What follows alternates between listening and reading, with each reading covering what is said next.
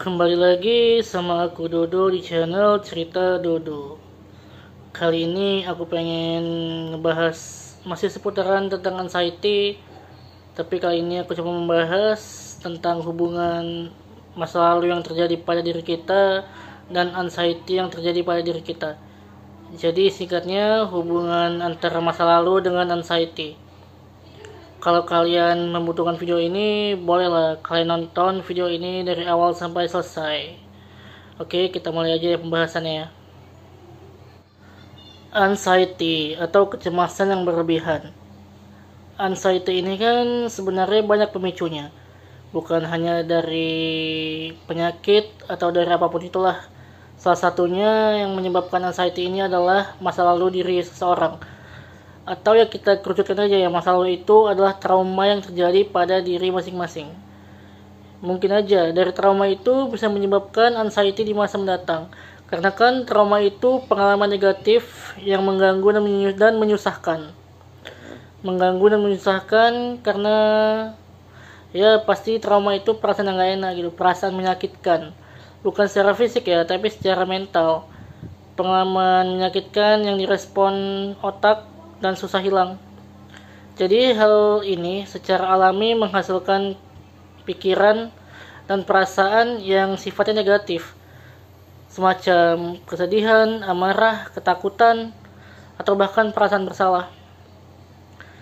Jadi, ketika Anda mengalami sesuatu yang traumatis, ketakutan, atau kejadian yang tidak menyenangkan, dan itu terjadi berulang kali, dan itu bisa mengakibatkan yang namanya kecemasan tadi, anxiety, kecemasan yang berlebihan.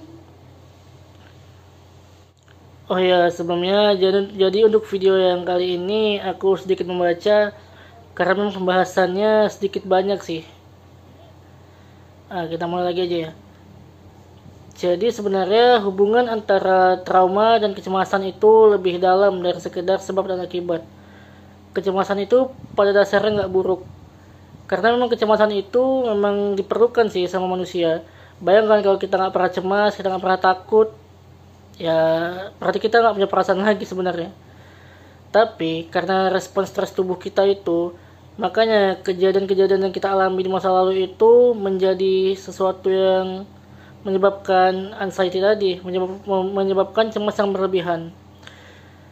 Karena kan kalau kita cemas itu, pastilah peningkatan waspada dan sadar itu meningkat. Jadi kalau kita sedang cemas, pasti kita jadi kayak lebih waspada gitu. Respon tubuh itu lebih dari saat kita nggak cemas. Jadi pada saat kita cemas itu, sebenarnya peningkatan kewaspadaan dan kesadaran diri kita meningkat. Jadi kita sebenarnya tahu kesulitan yang ada di depan kita, dan kita pasti punya cara mengantisipasinya. Itu kalau cemas biasa ya. Tapi kalau sudah kecemasan yang berlebih, kita jadi nggak tahu gitu kita cemasnya karena apa dan gimana cara mengantisipasinya. Ya itulah membuat pikiran kita jadi blank, atau pikiran kita jadi nggak tentu, pikiran jadi entah kemana-mana. Ya kayak gitulah. Dan di sini ada satu artikel yang bilang, dalam respon stres yang khas, kecemasan hilang ketika ancaman yang dirasakan hilang. Namun sifat trauma dapat mencegah kecemasan mereda. Itu dia. Yang sebenarnya sulit dilawan itu bukan kecemasannya, tapi traumanya. Jadi kalau kita punya trauma itu, sebenarnya kita ada beberapa pilihan yang bisa kita pilih. Melawan, lari, atau diam. Kalau melawan itu ya kita melawan aja. Misalkan kita trauma apa gitu di masa lalu. Katakanlah trauma mengendarai sepeda motor. Ya kita punya pilihan melawan. Dalam artian kita coba terus untuk mengendarai sepeda motor tadi. Apakah kita bisa mengatasi traumanya atau mungkin semakin trauma? Tapi kalau aku bilang sih ya dilawan aja. Pelan-pelan pasti hilang. Kita juga bisa memilih untuk lari. Dalam artian ya kita nggak usah mendekati yang membuat kita trauma itu. Misalnya tadi kita trauma naik sepeda motor, ya sebisa mungkin kita bisa lari, menghindari menaiki sepeda motor. Atau ya diam saja, tidak berbuat apa-apa. Ini yang bahaya sebenarnya, diam. Kita nggak tahu berbuat apa dan hanya diam. Jadi kalau kita terus-menerus merasakan ancaman, bisa berarti terus-terusan merasa cemas. Jadi cemasnya nggak mungkin hilang, traumanya nggak hilang, cemasnya nggak hilang. Dan sekarang aku juga membaca contoh gejala kecemasan terkait trauma. Di artikel ini dikatakan contoh gejala kecemasan terkait trauma meliputi menghindari orang, tempat, dan hal-hal yang mengingatkan Anda pada pengalaman traumatis. Ya, ini bisa dibilang kalau kita sebaiknya menghindar aja sih kalau nggak mau rasa trauma itu terjadi lagi. Yang kedua, mengalami kembali kejadian tersebut melalui mimpi buruk atau kilas balik. Nah, ini yang biasanya sering terjadi ini. Kita terkadang udah menghindar dari hal-hal yang membuat kita trauma, tapi kadang itu teringat lagi, entah melalui mimpi ataupun kadang-kadang pikiran kita itu kayak flashback ke masa lalu. Itu sering sih terjadi. Lalu di sini dikatakan terus memikirkan apa yang terjadi. Ya, itu tadi. Kalau kita terus memikirkan traumanya, kayaknya untuk trauma itu hilang bakal sulit. Jadi ya sebisa mungkin dilawan traumanya. Lalu di sini ada dikatakan merasa terus-menerus gelisah, tegang, dan sangat waspada. Itu ngerti lah ya, kalau kita sedang cemas dan trauma, terkadang kita perasaan tuh nggak jelas, gelisah, nggak jelas itu gelisah karena apa juga nggak jelas. Terus otot-otot jadi ikut tegang, terutama otot-otot di bagian-bagian leher ya, bagian pundak, punggung itu kayak tegang aja dan sangat waspada.